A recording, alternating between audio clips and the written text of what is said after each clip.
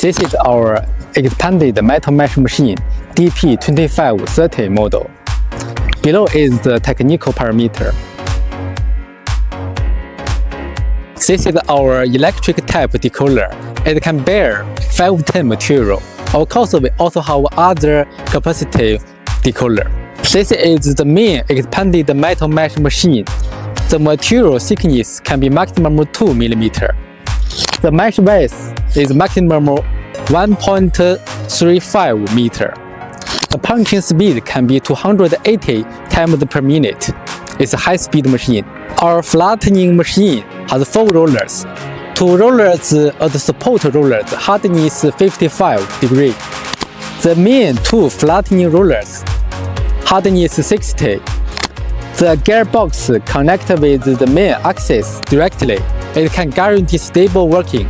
This is mesh straighting, slitting, and cutting machine. Here is the straighting function.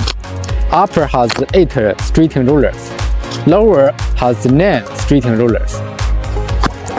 It can make the mesh flat. And this function is the slitting function. It can cut the mesh into 4 pieces.